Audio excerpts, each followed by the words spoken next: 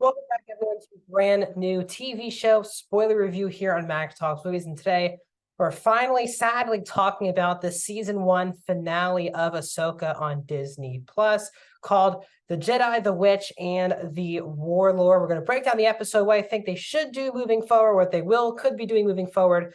So all of that's in spoiler fashion. So if you're new to the channel, really quickly, please subscribe, ring the bell. We're so close to 170 subscribers. Ring that bell for notifications. I do these types of TV show reviews, movie reviews, box office shows, as well as movie rankings. So subscribe, ring that bell if you're new to the channel. Comment down below. Now, as Ahsoka is over, is this your favorite Star Wars Disney Plus show?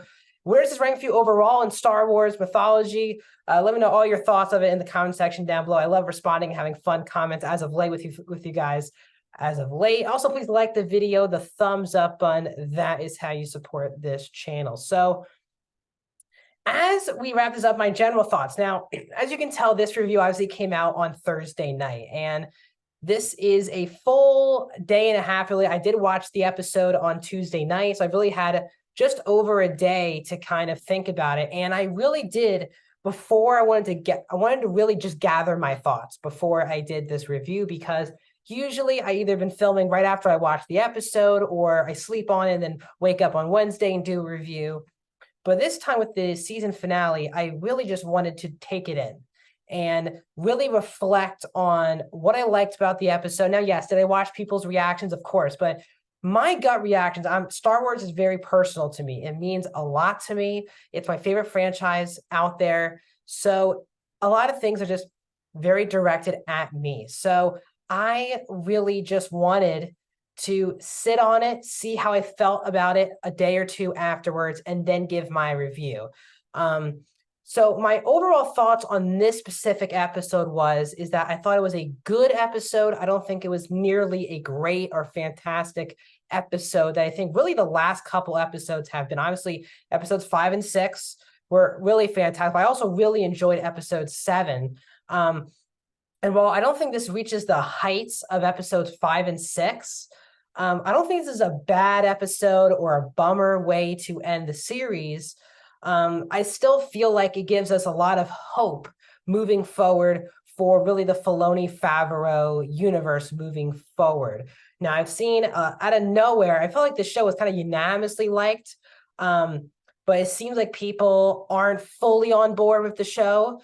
Some people are not liking the direction of this franchise with Favreau and Filoni at the helm moving forward. For me, Ahsoka was 10 times better than Mandalorian season 3. I was extremely disappointed with Mandalorian season 3. It was probably the most disappointing season. Really, that and Obi-Wan, I've kind of been the most disappointed I've been at the TV shows. Boba Fett, while it wasn't great or anything, I wasn't expecting that to be a top tier Star Wars show or, add addition to the universe. But I had very high hopes for Obi-Wan, and I had very high hopes, of course, for Mando season 3, especially coming off of Mando season 2. And I think Ahsoka is better than Book of Boba Fett, season 3 of Mandalorian, and for sure, what was I talking about? Obi-Wan, as well as season 3 of Mandalorian. So that's how I'm going to talk about where I rank it maybe in a second. So the episode is basically, we have Ahsoka and Ezra with Sabine and Hu Yang. They're kind of helping out. Thrawn now, we kick off the episode with the Dathamirans, the Night Sisters, kind of doing a prayer or whatever for Morgan, and Morgan kind of becomes the big bad, which I do think was a bit of a mistake. I think Morgan really did it. Again, she is in real life Deanna Lee Santo. Hopefully I'm saying that right. She is the real life, I think it's like, she's blood related to, I think, Bruce Lee, if I'm not mistaken. And I don't know if it's a goddaughter, I don't know if it's like a blood, but she has some relation to Bruce Lee. And you can see her in the action scenes really do well. The character itself, which is very weak, especially making it kind of, she was the big bad of the episode. Thrawn is definitely in the episode, but you don't really feel his presence until kind of the tail end of the episode. So Ahsoka, as you see behind me, Ezra built his lightsaber again, his now 3rd different lightsaber on the show. He had that blue lightsaber in season 1, then he had the green one, which now Sabine has here, which he made, if I'm not mistaken, heading into season 3, or maybe even 2. I could be wrong about that. And then you have this really great scene with Hu Yang with all the Jedi. He's breaking down how to build a lightsaber and how, he needs specific things. And then Sabine comes in that she was trained by Kanan Jarrus. And of course, Hu Yang surprises Ezra by saying that he's the one who also helped Caleb Doom at the time build his lightsaber. And of course, he had the right piece for Ezra, and Ezra kind of has basically a kind of a Kanan-like lightsaber, which I thought was a really great way to start the episode. Now, we also had Ahsoka with a really great conversation with Sabine. I really do enjoy this duo now. I was not enjoying it the first half of the season, but I've really come around. And obviously, that helps with Ahsoka now not being stubborn or anything like that. But we get this really great scene where basically Ahsoka talks about what she felt like at the end of Clone Wars, which we all know, which is that Anakin was the only person who stood by her when she was on trial in season 5 of Clone Wars. All the Jedi, all the Republic really betrayed her except for Anakin. And the idea that him, and I kind of getting choked up now, but I got choked up in the episode when she said that, because that means a lot to me. Again, Clone Wars, if you're not familiar, if it's your first time joining me on these reviews, welcome. I'm a diehard Clone Wars and Rebels fan. Filoni's Star Wars animated shows were my childhood. Revenge of the Sith came out when I was 3 years old. Didn't see obviously in the theater. And then I watched the Clone Wars movie in theaters, and then watched Clone Wars right through, watched Rebels when it was out on Disney XD. I've seen Clone Wars 4 times. I've seen Rebels now 4 times. And I'm addicted to those two shows. And so seeing this live action has really meant a lot to me as a kind of like a quasi next season of Rebels, season 5. So that scene really did mean a lot. Then we move on. I really hated the stupidity of our heroes just flying super slowly and then being surprised when Thrawn sends TIE fighters after them. I thought that was really stupid.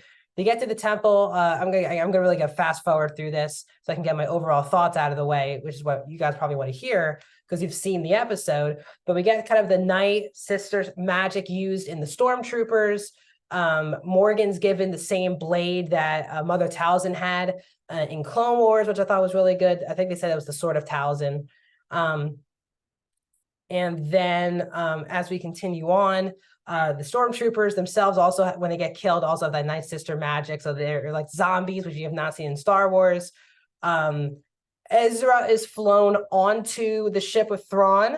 So obviously Ezra, we'll get back to Ezra in a second. Also, the Force music kind of kicks in. That was really great.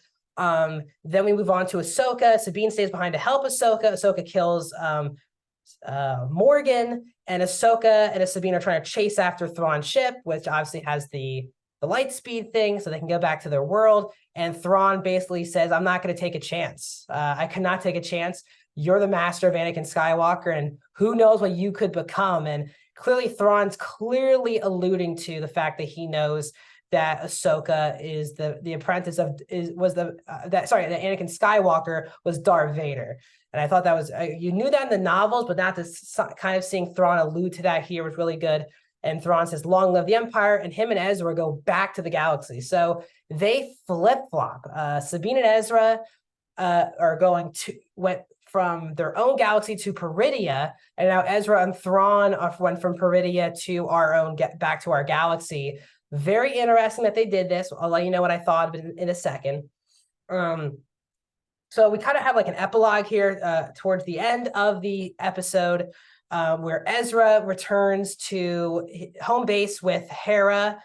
And it is very cinematic and we can find plot holes and why would Ezra not take off the Stormtrooper and why wouldn't anyone else know who he is? But I really did have chills, and it meant a lot to me to see Ezra come off that ship, Chopper run up to Ezra taking it off, and having Ezra and Hera see each other and seeing them reunite at the Ghost. It is crazy that we are seeing this in live action now.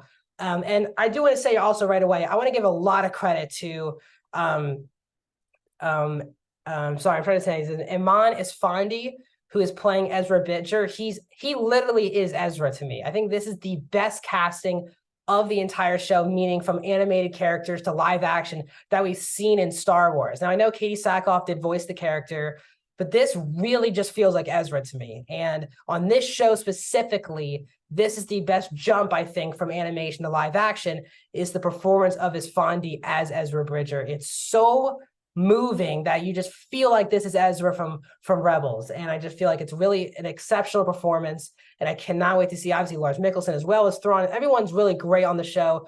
Natasha Lee Bordoza really grew into Sabine, I think, as the season moved on. Rosario Dawson is a fantastic actress. And while I wasn't completely sold on Ahsoka with her, again, as she has gotten more screen time, she just has really felt like Ahsoka, especially these last 3 episodes of this series. She's been really fantastic. So they're stuck. Shin's gathering the rest of the scavengers there on the planet. Baylan is standing on the hand of the Father. So clearly the power that is there are the Mortis gods from Clone Wars, if you're not familiar.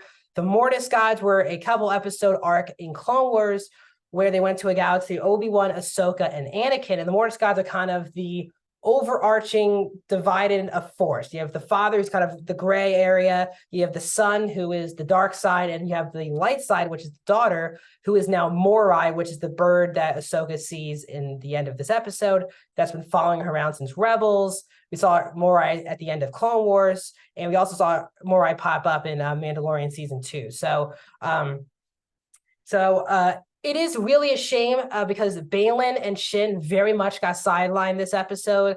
And clearly there were much bigger plans for Baylan following this season. Of course, the real life tragedy of Ray Stevenson passing away is really going to halt those plans. And I'm very interested if they'll move on with Baylan via like animation. Because if they move on with another season of Ahsoka or to the movie, obviously there's going to have to be no more Baylan. So it's such a tragedy. Ray Stevenson was amazing in this show. He might have been the best overall performance on this whole series. And now he is obviously sadly passed away a couple months before the show came out. And clearly Filoni had major plans for him as his character moving forward. So it's a real shame that he passed away. But we end the series with Ahsoka and Sabine looking out, and Sabine says she feels something. Ahsoka gives a nod. We end on a Force ghost of Anakin, and I definitely had chills and got emotional towards that. So overall, I liked the episode, did not love the episode. Now I'm very interested to see what they will do moving forward here, because now you have Ahsoka, Sabine, Baylan, obviously Huyang, and Shin all on Peridia, with Ezra and Thrawn back on our galaxy with Hera. It's gonna be very interesting because this still takes place before the new trilogy. And again, we know the overarching goal of all these Mandalorian, Ahsoka, Book of Boba Fett storylines is supposed to culminate in a Dave Filoni directed and written movie. Now, we have not been told if there's an Ahsoka season 2, or I don't even think we've heard if there's a Mandalorian season 4 yet. So we don't know if the movie is the next step following this series, or we'll get an Ahsoka season 2, Mando season 4, and then the movie. We don't know yet. So it kind of leaves it up to kind of a nerve-wracking feeling if you're a Star Wars fan, because you don't know if Ahsoka is coming back. The ratings were good for its first 2 episodes, but definitely dipped off after its 3rd episode. Will Ahsoka get a season 2, or will Filoni? It was the plan anyway for Filoni just to put this together in a movie. I'm very, very interested. Overall, I really did love this show, and it got me in the feels. I think it had really powerful storylines there. They had, yes, returning characters and fan service, like things that on paper are fan service, but it really does serve the story in this series. And I think this, and even Mandalorian season 2 and having Luke come back, has all made sense in story. It is going to be interesting to see how these characters basically are not major factors in the sequel trilogy. I don't know how they're going to explain it, but I'm sure, again, Filoni has another tough job, which is that, well, it wasn't his job to do this. He made a lot of fans who did not like the prequels really appreciate the prequels with his Clone Wars animated show. Now, again, Rebels took place right around the time of the original trilogy, so he didn't add anything there. But I think he has a very similar task here of trying to make somehow the new trilogy, people appreciate that trilogy. I think is what Filoni could be doing. We'll see. I'm very excited for the future of Star Wars. At the moment, we have things like The Acolyte. We have A lot of things coming up. We have that John Watts TV show of Jude Law coming out soon. So there's still Star Wars coming, but it's going to be very nice to see what they do with Mandalorian and Ahsoka, and when we get this Filoni movie, and when we get told of a new season of Ahsoka. So that's my thoughts on this new Ahsoka show. I loved it. I'm very happy about it. Didn't love the finale, but still was good enough for me. So that's my thoughts on Ahsoka. What are your thoughts on Ahsoka? And now, as we're dropping off of Star Wars, starting every Friday, we got Loki now. So I'm going to be breaking down Loki every single Friday starting tomorrow. So stay tuned for that review, and I'll see you guys.